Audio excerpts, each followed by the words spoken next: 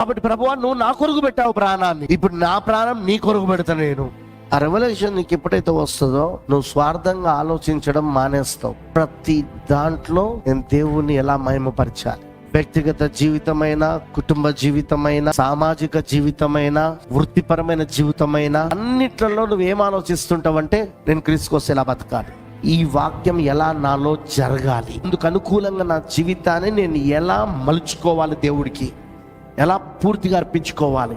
నీకు అర్థమైందని చెప్పింది. అలా ఎప్పుడైతే ప్రియమైన దేవుని పిల్లలారా లోపట ఆ సమర్పణ భావంతో ముందుకెళ్తూ ఉంటారో, ఆ అర్పణతో మీరు ముందుకెళ్తూ ఉంటారో, అదిగో అప్పుడు మీ జీవితాన్ని పరిశుద్ధాత్మ తీసుకొని తనకిష్టమైన పాత్రగా మిమ్మల్ని మలుచుకొని మీలో తనను బయలుపరచుకోవడం మొదలు పెడతాడు ఆయన. ముందు మీలోనికి తనను తాను కుమ్మరించుకొని మీలో ఆయన దాగుండి తర్వాత మీలో నుండి ఆయన తనను తాను బయలుపరుచుకుంటాడుగా.